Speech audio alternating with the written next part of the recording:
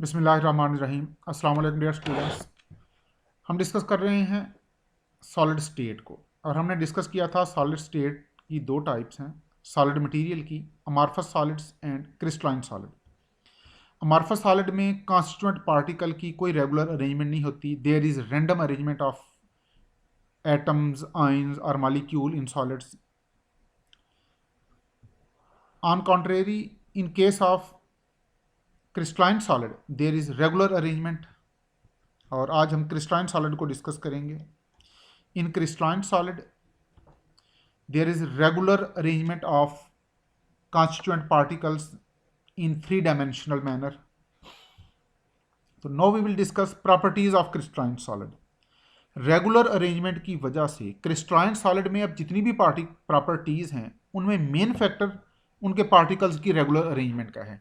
जैसे सॉलिड्स में हमने कहा था कि सॉलिड मेन प्रॉपर्टी जो सॉलिड्स को डिस्टिंग्विश करती है फ्रॉम लिक्विड, गैस और plasma, that is strong attractive forces. तो सॉलिड्स की प्रॉपर्टीज में हमने डिस्कस किया था कि इनकी जितनी भी प्रॉपर्टीज हैं they are due to strong attractive forces. Similarly the properties of crystalline solids are due to regular arrangement, and these properties are first of all regular arrangement of particles, sharp melting point, anisotropy, cleavage planes, isomorphism, polymorphism, crystal habit, allotropy and transition temperature.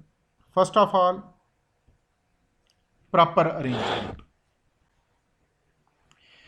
Crystalline solid में constituent particles proper order में होते हैं, proper arrangement में होते हैं, यानी इनके atoms, ions या molecule they are in order, they are in proper arrangement. एक खास तरतीब से इनके एटम्स, आयंस और मॉलिक्यूल्स एक दूसरे के साथ अटैच होते हैं, and they are at minimum possible distance to get state of minimum potential energy. Crystalline solid में चाहे एटम्स हों या आयंस हों या मॉलिक्यूल्स हों, ये एक दूसरे से मिनिमम डिस्टेंस पर होते हैं, और इतने डिस्टेंस पर होते हैं जहाँ पे पोटेंशियल एनर्जी मिनिमम हो जाए। यानी अगर आप डिस्टेंस को मज़ीद डिक्रीज करेंगे तो फिर पोटेंशियल एनर्जी इंक्रीज होगी। तो inter particle distance crystalline solid में इतना होगा जहाँ पर अट्रैक्शन मैक्सिमम हो, रिपल्शन मिनिमम हो। That is called the state of minimum potential energy. Next one, sharp melting point.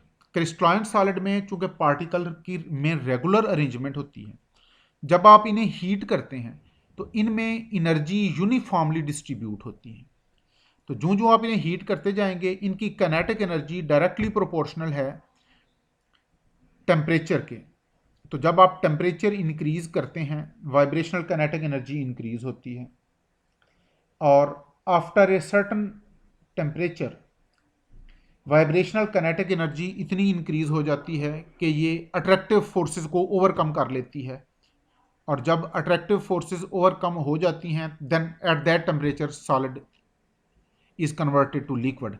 जिस टेम्परेचर पर सॉलिड की लिक्विड में कन्वर्जन स्टार्ट होती है, that temperature is called melting point, और उसको आप यूं भी डिफाइन करते हैं कि it is the temperature where solid and liquid are in equilibrium with each other.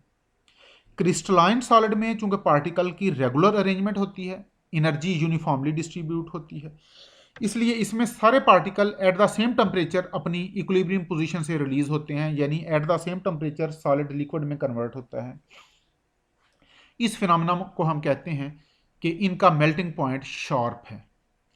Amorphous solid में चूंकि पार्टिकल में रेगुलर अरेंजमेंट नहीं होती, जब आप उन्हें एनर्जी प्रोवाइड करते हैं ये एनर्जी यूनिफॉर्मली डिस्ट्रीब्यूट नहीं होती, इसलिए कुछ पार्टिकल ज़्यादा एनर्जी गेन कर लेते हैं, कुछ कम एनर्जी गेन करते हैं। तो कुछ लो टेम्परेचर पे कुछ जल्दी मेल्ट हो जाते हैं, कुछ देर से मेल्ट होते हैं, और इनका मेल्टिंग पॉइंट भी शार्प नहीं होता।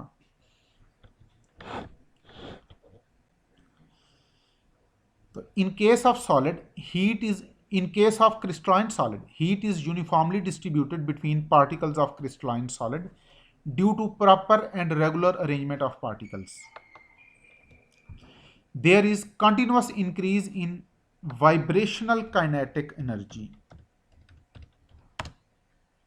Vibrational kinetic energy of all particles, and after a certain time there is sufficient increase in vibrational kinetic energy of particle and they overcome attractive forces. तो जब ये पार्टिकल अट्रैक्टिव फोर्सेस को overcome कर लेते हैं then they undergo fusion. When kinetic energy increases till certain limit, then all particles are released from their equilibrium position at same temperature. ये crystalline solid की बात है कि जब उनकी kinetic energy एक खास लिमिट को पहुंच जाती है तो फिर तमाम particle simultaneously at the same temperature अपनी इक्विलिब्रियम पोजीशन से रिलीज होते हैं. अब उनकी kinetic energy vibrational kinetic energy से कन्वर्ट हो जाती है ट्रांसलेशनल काइनेटिक एनर्जी में. ये देखिएगा, ये प्लॉट एक्स एक्सिस पर एनर्जी, वाई एक्सिस पर टेम्परेचर. जब आप सॉलिड को हीट करना शुरू करते हैं तो सॉलिड का टेम्परेचर इंक्रीज होता है और टेम्परेचर इंक्रीज होने का मतलब है काइनेटिक एनर्जी इंक्रीज होती है. अब इस रीजन में ये ओरिजिन से लेकर इस पॉइंट तक जब आप इसे हीट करते हैं तो ये हीट एनर्जी इनकी वाइब्रेशनल काइनेटिक एनर्जी को भी इंक्रीज करती है और इनकी अट्रैक्टिव फोर्सेस को भी वीक करती है. सॉलिड को जब आप हीट करते हैं, इनिशियली हीट चूंकि यूनिफॉर्मली डिस्ट्रीब्यूट हो रही होती है, ये हीट काइनेटिक एनर्जी को भी इंक्रीज करती है और अट्रैक्टिव फोर्सेस को भी वीक करती है. लेकिन जब सॉलिड मेल्ट होना शुरू होते हैं, जब तमाम पार्टिकल सफिशिएंट एनर्जी अब्जॉर्ब कर लेते हैं और वो अट्रैक्टिव फोर्सेस को ओवरकम कर लेते हैं, तो सॉलिड की मेल्टिंग स्टार्ट हो जाती है. और जब मेल्टिंग स्टार्ट होती है, अब मेल्टिंग के प्रोसेस में जब तक पूरा सॉलिड मेल्ट होकर लिक्विड में कन्वर्ट नहीं होता, अब उसका टेम्परेचर इंक्रीज नहीं होगा. इट मीन अब आप उसे जो हीट दे रहे हैं वो काइनेटिक एनर्जी को इंक्रीज नहीं कर रही, वो सिर्फ अट्रैक्टिव फोर्सेस को वीक बना रही है. इसलिए no more increase in temperature as long as the conversion of solid into liquid is continuous. तो इस रीजन में, ये जो मेल्टिंग का रीजन है, इसमें काइनेटिक एनर्जी इंक्रीज नहीं हो रही.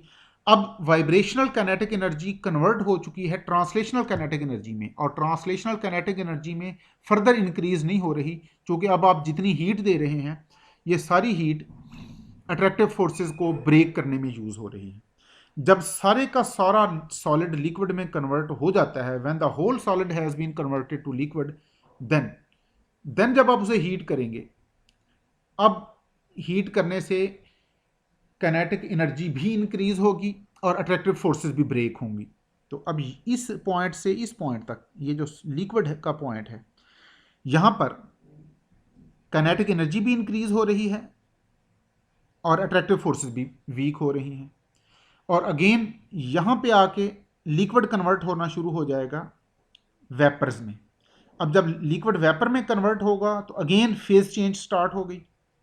अब जब आप काइनेटिक एनर्जी दे रहे हैं, ये काइनेटिक एनर्जी, अब जब आप इसे हीट एनर्जी दे रहे हैं, ये हीट एनर्जी काइनेटिक एनर्जी को इंक्रीज नहीं कर रही, अलबत्ता अट्रैक्टिव फोर्सेस को ब्रेक कर रही है. तो during this phase change when liquid is being converted to vapour, then there is no increase in temperature but there is weakening of attractive forces. ये पॉइंट मेल्टिंग पॉइंट है, ये point, और ये पॉइंट बॉइलिंग पॉइंट है. Melting point से पहले सिर्फ solid exist करता है और मेल्टिंग पॉइंट पर सॉलिड और लिक्विड दोनों ही एग्जिस्ट करते हैं. ये melting, below melting point there is only solid, above melting point there is only liquid, and at melting point solid and liquid coexist. Similarly,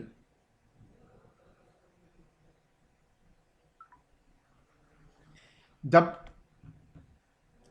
यहां पर बॉइलिंग स्टार्ट हो जाती है, ये है बॉइलिंग पॉइंट, जब बॉइलिंग स्टार्ट हो जाए तो ये इस रीजन में लिक्विड और गैस दोनों ही एग्जिस्ट करती हैं. अलबत्ता above boiling point there is only gas, below boiling point there is only liquid, at boiling point liquid and gas both coexist.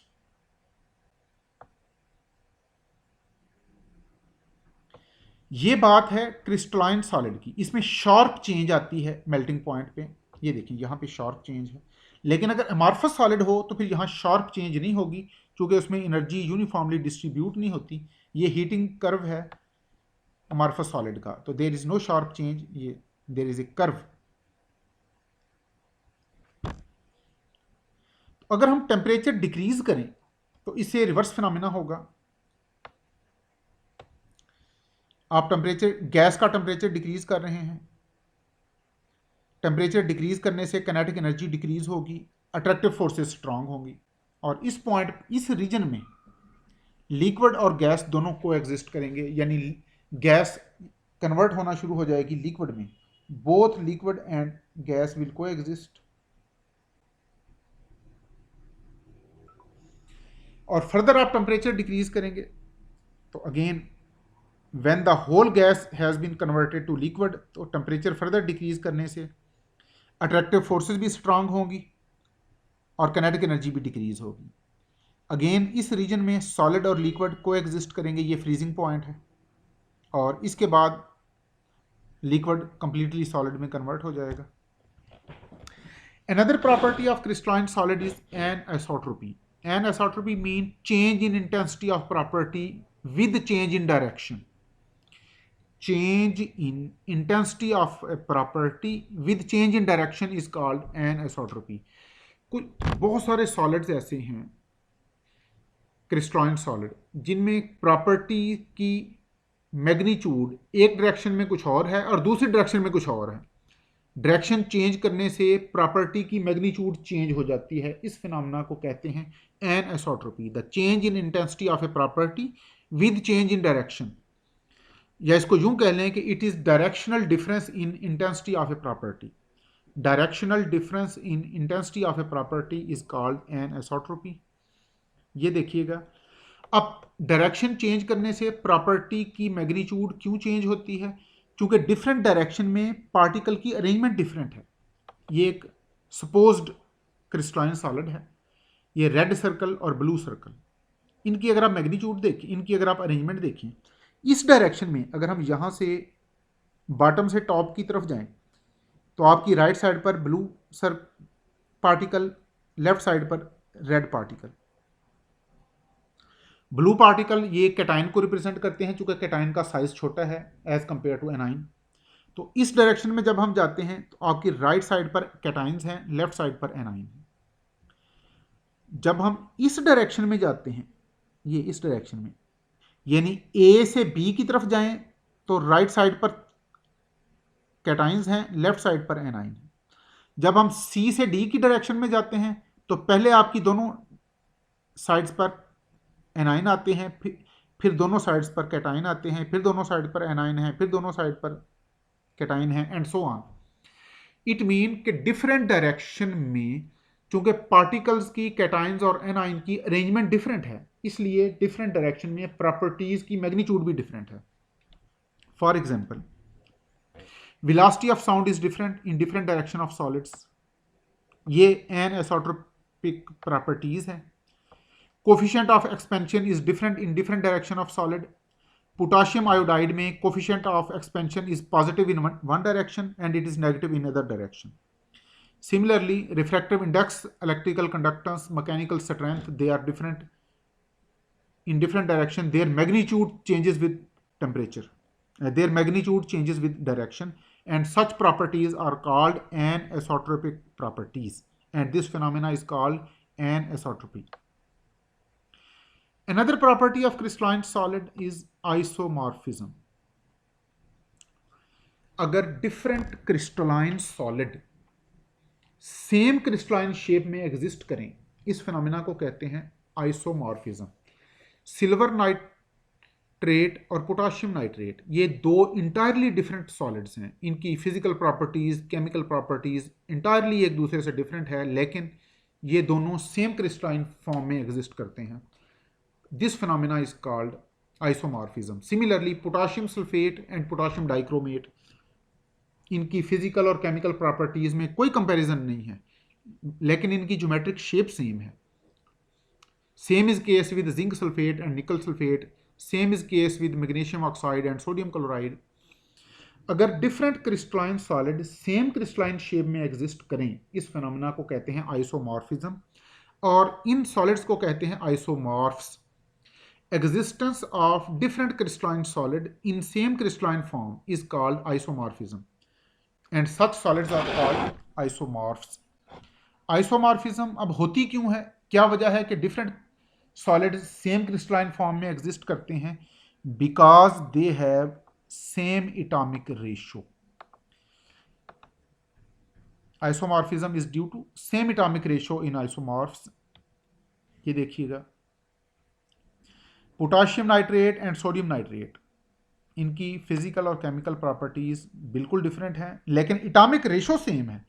यहाँ पर पोटाशियम, नाइट्रोजन और ऑक्सीजन, इनकी एटॉमिक रेशो है 1:1:3, और यही रेशो सोडियम नाइट्रेट में है। तो isomorphs have entirely different physical and chemical properties but they have same geometry. तो ये खास बात है इनकी। इनकी ज्योमेट्रिक शेप है rhombohedral. Similarly potassium sulphate and potassium chromate, इनकी एटॉमिक रेशो 2:1:4, और ये दोनों ही रोम्बिक फॉर्म में एग्जिस्ट करते हैं। Nickel sulphate and zinc sulphate, इन दोनों में एटॉमिक रेशो है 1:1:4 and both exist in rhombic form. Sodium chloride, sodium fluoride and magnesium oxide, इनकी एटॉमिक रेशो है 1:1 and they both exist and they all exist in cubic form. Existence of different crystalline solid in same crystalline shape is called isomorphism, and such solids are called isomorphs. यानी यहाँ पर potassium nitrate और sodium nitrate ये एक दूसरे के आइसोमॉर्फ्स हैं। Potassium sulphate और पोटाशियम क्रोमेट ये एक दूसरे के आइसोमॉर्फ्स हैं। निकल सल्फेट और जिंक सल्फेट ये एक दूसरे के आइसोमॉर्फ्स हैं। अब ध्यान में रखिएगा, आइसोमर्स और आइसोमॉर्फ्स में डिफरेंस क्या है। आइसोटोप, आइसोटोन, आइसोमॉर्फ्स एंड आइसोमर्स, इनमें डिफरेंस अब आपने खुद तलाश करना है। अब इससे अपोजिट फिनोमेना है पॉलीमॉर्फिज्म। आइसोमॉर्फिज्म में हमने कहा था डिफरेंट क्रिस्टलाइन सॉलिड हैं लेकिन वो एग्जिस्ट सेम क्रिस्टलाइन फॉर्म में करते हैं। इससे reverse phenomena, same crystalline solid अगर डिफरेंट क्रिस्टलाइन फॉर्म में एग्जिस्ट करे, इस फिनोमेना को कहते हैं polymorphism. Existence of same compound in different crystalline forms is called polymorphism. और एक ही क्रिस्टलाइन सॉलिड की जो डिफरेंट क्रिस्टलाइन शेप्स हैं उन्हें कहते हैं polymorphs. Different form of same solids are called polymorphs of each other. Different crystalline forms of same solid are called polymorphs of each other. यानी ये इसकी एग्जांपल देखिएगा, सिल्वर नाइट्रेट रोम्बिक फॉर्म में भी एग्जिस्ट करता है और रोम्बोहेड्रल फॉर्म में भी एग्जिस्ट करता है। तो ये दोनों सिल्वर नाइट्रेट की पॉलीमॉर्फिक फॉर्म्स हैं, या इनको कहें ये सिल्वर नाइट्रेट की पॉलीमॉर्फ्स हैं। Similarly calcium carbonate rhombic form में भी एग्जिस्ट करता है, ट्राइगोनल फॉर्म में भी एग्जिस्ट करता है। तो ये दोनों कैल्शियम कार्बोनेट की पॉलीमॉर्फिक फॉर्म्स हैं। तो different forms of same solids are called polymorphs or polymorphic forms.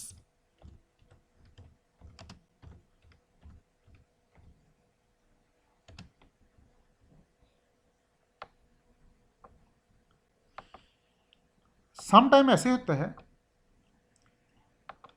Crystalline form same होती है लेकिन उसके यूनिट सेल डिफरेंट होते हैं, उस फिनोमेना को भी पॉलीमॉर्फिज्म कहते हैं।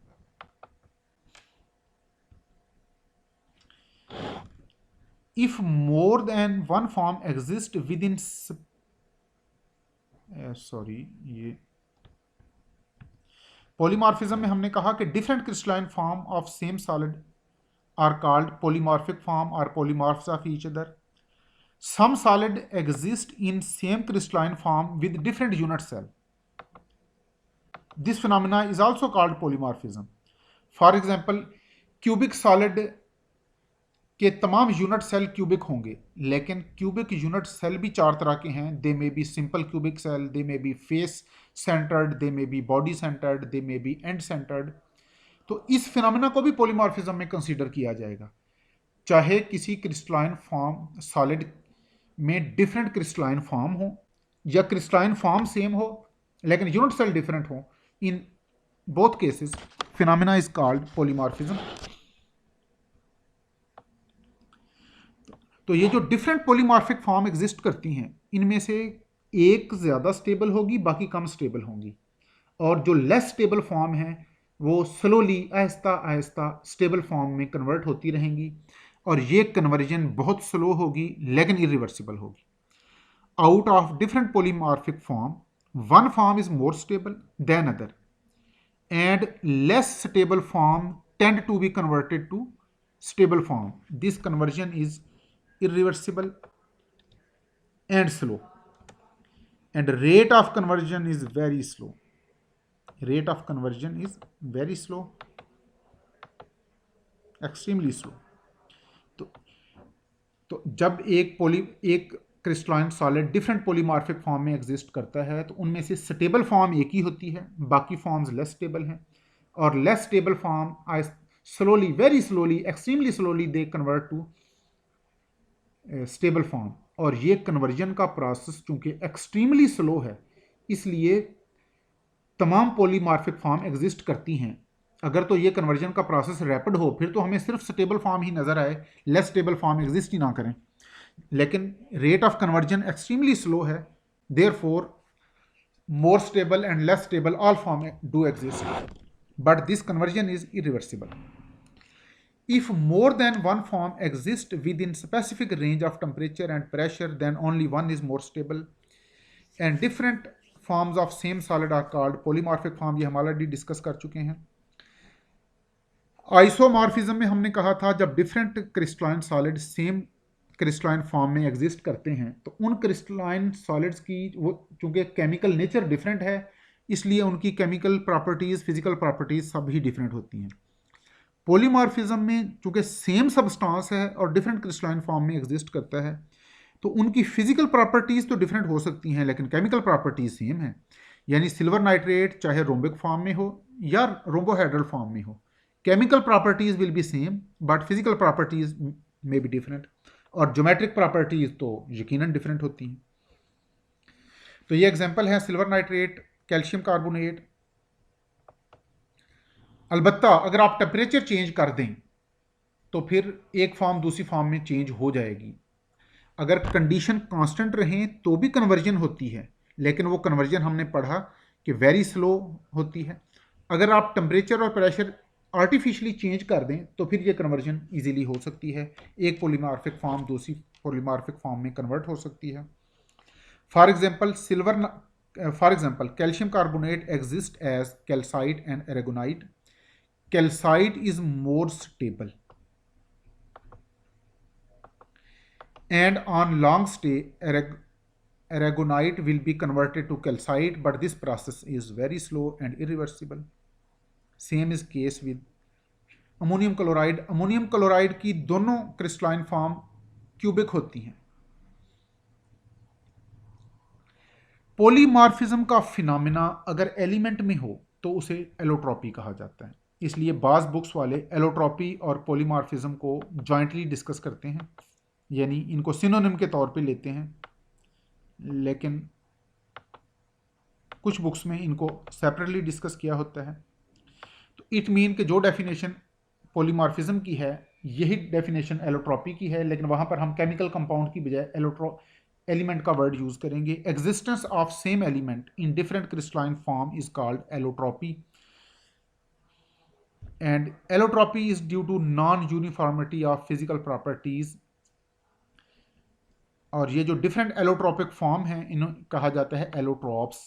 Different crystalline form of same element is are called allotropes of each other. Some element exist in same crystalline form with different unit cell. यही बात हमने पॉलीमॉर्फिज्म में भी की थी कि some time crystalline forms different होती हैं और सम टाइम उसी सॉलिड की तमाम क्रिस्टलाइन फॉर्म एक जैसी होती हैं लेकिन उनके यूनिट सेल डिफरेंट होते हैं। तो out of different allotropic form one form is more stable then other and less stable form will tend to be converted into stable form. This conversion is irreversible and rate of conversion is extremely slow. और different allotropic form की एक element अगर different allotropic form में exist करता है तो उन तमाम एलोट्रोपिक फॉर्म की केमिकल प्रॉपर्टीज सेम होंगी लेकिन फिजिकल प्रॉपर्टीज डिफरेंट होंगी। For example tin grey form में भी एग्जिस्ट करता है, वाइट फॉर्म में भी एग्जिस्ट करता है। ग्रे फॉर्म में टिन को कहते हैं अल्फा टिन और अगर वाइट फॉर्म में हो इसे कहते हैं बीटा टिन।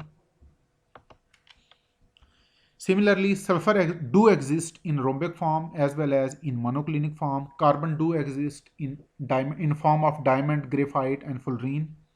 अब देखें डायमंड और ग्रेफाइट दोनों ही एग्जिस्ट करते हैं और इनकी conversion it is very slow. One allotropic form can be converted to other allotropic form by changing temperature and pressure. Next property of crystalline solid is crystal habit. Crystal जिस form में grow करता है उसे कहते हैं habit of crystal. Sodium chloride की crystallisation cubic form में होती है तो हम कहेंगे कि सोडियम क्लोराइड की हैबिट क्यूबिक है, तो habit of sodium chloride is cubic. जिस तरह इंसानों की हैबिट कंडीशन के साथ चेंज होती हैं इसी तरह क्रिस्टल्स की हैबिट भी कंडीशन चेंज करने से चेंज हो जाती हैं। Sometime habit changes in presence of additives, जिस तरह अगर हमारे यार दोस्त चेंज हो जाएं तो हमारी हैबिट्स भी चेंज हो जाती हैं। इसी तरह अगर किसी आयनिक सॉलिड के सॉल्यूशन में यानी अगर क्रिस्टलाइजेशन के दौरान कोई एडिटिव ऐड कर दिया जाए तो वो हैबिट को चेंज कर देता है और उस एडिटिव को कहते हैं habit modifier. For example pure sodium chloride की हैबिट है क्यूबिक, लेकिन अगर आप इसमें थोड़ा सा यूरिया ऐड कर दें तो यूरिया इसकी हैबिट को चेंज करके इसको ऑक्टाहेड्रल फॉर्म में ले आता है। Habit of sodium chloride is converted to octahedral form in presence of urea. इसका मतलब है कि यूरिया सोडियम क्लोराइड का हैबिट मॉडिफायर है। और अगर पोटाशियम फेरोसाइनाइड ऐड किया जाए तो सोडियम क्लोराइड के क्रिस्टल नीडल फॉर्म में ग्रो करते हैं। पोटाशियम फेरोसाइनाइड और यूरिया ये दोनों ही सोडियम क्लोराइड के हैबिट मॉडिफायर हैं। Similarly habit of sugar is changed in presence of raffinose. 1% अगर रेफिनोज ऐड की जाए तो शुगर की क्रिस्टल ग्रो करती है थिन शीट की फॉर्म में, और अगर 2% देन शुगर की क्रिस्टल ग्रो करती है क्यूबिक फॉर्म में, और अगर 2% रेफिनोज ऐड की जाए तो शुगर की क्रिस्टल ग्रो करती है थिन शीट्स की फॉर्म में। Habit of sugar changes to cubic in presence of 1% raffinose and it changes to thin sheets in presence of 2% raffinose. Transition temperature, जिस टेम्परेचर पर डिफरेंट पॉलीमॉर्फिक फॉर्म या different allotropic form को exist करती हों उस temperature को कहते हैं ट्रांजिशन टेम्परेचर। या यूं समझ लें कि जिस टेम्परेचर पर एक एलोट्रोपिक फॉर्म दूसरी एलोट्रोपिक फॉर्म में कन्वर्ट होती है या जिस टेम्परेचर पर एक पॉलीमॉर्फिक फॉर्म दूसरी पॉलीमॉर्फिक फॉर्म में कन्वर्ट हो जाए उस टेम्परेचर को कहते हैं transition temperature and it is always less than melting point. Keep in mind the temperature at which two allotropic form of an element और two polymorphic form of a compound को exist, this temperature is called transition temperature and it is always less than melting point. For example, gray tin and white tin, they coexist at 13.2 degrees centigrade. Rhombic sulfur and monoclinic sulfur coexist at 95.6 degrees centigrade. इसका मतलब है 95.6 degree centigrade से ऊपर जाएंगे तो monoclinic sulphur exist करेगी, इससे below रहेंगे तो रोम्बिक सल्फर एग्जिस्ट करेगी, और एग्जैक्टली 95.6 डिग्री सेंटीग्रेड पर ये दोनों फॉर्म को एग्जिस्ट करेंगी। सिमिलरली ग्रे टिन और वाइट टिन 13.2 डिग्री सेंटीग्रेड से लो अगर टेम्परेचर है तो टिन ग्रे फॉर्म में होगी, और 13.2 डिग्री सेंटीग्रेड से ऊपर टेम्परेचर है तो टिन वाइट फॉर्म में होगी। आमतौर पर हमारे मुल्क में चूंकि टेम्परेचर 13.2 डिग्री सेंटीग्रेड से ऊपर ही रहता है, इसलिए हमें टिन वाइट फॉर्म में नज़र आती है। बर्तनों के ऊपर कली कराई जाती है तो बर्तन में वाइट, सिल्वरी वाइट लुक आ जाती है। और इस पर एक कहानी भी मशहूर है कि जब नेपोलियन ने रशिया पे हमला किया, नेपोलियन को मुल्क फ़तह करने का शौक़ था, बड़ा जंगजू आदमी था, और ये शौक़ उसकी मौत का सबब भी बन गया। नेपोलियन ने फ़ातह आलम कहलाने के शौक़ में रशिया पर हमला किया, और रशिया के बारे में कहते हैं कि रशिया में दो ही मौसम होते हैं, एक सर्दी का और दूसरा शदीद सर्दी का। जिन दिनों हमारे यहाँ गर्मी होती है उन दिनों रशिया में सर्दी होती है, और जिन दिनों हमारे यहाँ सर्दी होती है उन दिनों रशिया में शदीद सर्दी होती है।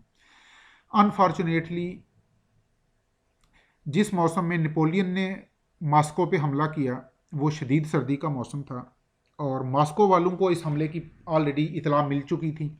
तो उन्होंने नेपोलियन की आर्मी के पहुंचने से पहले पहले मॉस्को शहर खाली कर दिया, इमारतें गिरा दी, फसलों को आग लगा दी, दरख्त काट दिए, रेल की पटड़ियाँ उखाड़ दी, पुल तोड़ दिए। तो जब मॉस्को में नेपोलियन की आर्मी आई तो there was intense cold and there was no place for shelter. पनाह की कोई जगह नहीं थी, लाखों की फ़ौज थी जिनको खुले आसमान तले रहना पड़ा। और यहाँ पर एक कहानी मशहूर है कि फ़ौजियों की शर्ट के जो बटन थे ये टिन के बने हुए थे, और चूँकि सर्दी शदीद थी, टेम्परेचर 13.2 डिग्री सेंटीग्रेड से कम था, तो टिन कन्वर्ट हो गई ग्रे टिन में, और ग्रे टिन फ्रेजाइल होता है, जल्दी ब्रेक हो जाता है।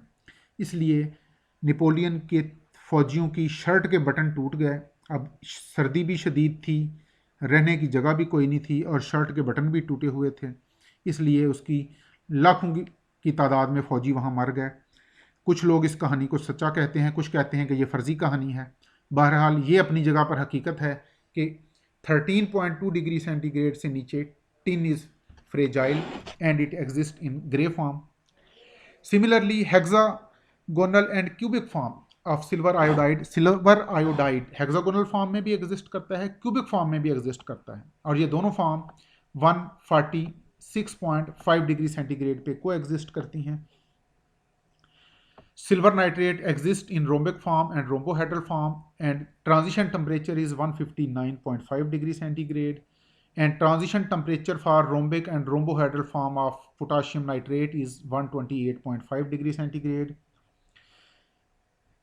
तो अब जाते जाते आज की आखिरी बात, हमने कहा सॉलिड्स दो फॉर्म में एग्जिस्ट करते हैं, क्रिस्टलाइन सॉलिड और अमॉर्फस सॉलिड। एक सॉलिड की एक फॉर्म और भी है जिसको पॉलीक्रिस्टलाइन सॉलिड कहते हैं। ये वो सॉलिड हैं जो देखने में अमॉर्फस लगते हैं लेकिन एक्चुअली क्रिस्टलाइन होते हैं। They look like amorphous but their individual particles have characteristics of crystalline solid. तो अब चूंकि इनको आप पाउडर फॉर्म में लेते हैं तो इंडिविजुअल जो सॉलिड्स हैं वो तो इंडिविजुअल जो पार्टिकल हैं वो तो क्रिस्टलाइन की फॉर्म में हैं, लेकिन ये पाउडर इतना फाइन सा बनता है कि देखने में ये अमॉर्फस ही लगता है। तो इनके इंडिविजुअल पार्टिकल को अगर आप लें तो उनमें एन एसोट्रोपिक प्रॉपर्टीज होंगी, उनमें एन एसोट्रोपी की प्रॉपर्टी पाई जाएगी। लेकिन अगर आप बल्क में लें तो बल्क चूंकि पाउडर फॉर्म में है तो दे विल अपीयर आइसोट्रोपिक। तो these solid they are apparently amorphous but individual particles are crystalline, and these solids appear to be isotropic but individual crystals are anisotropic. Thank you very much dear students. Next इंशाल्लाह हम discuss करेंगे crystallography. अपना ख्याल रखिएगा। अल्लाह हाफिज़।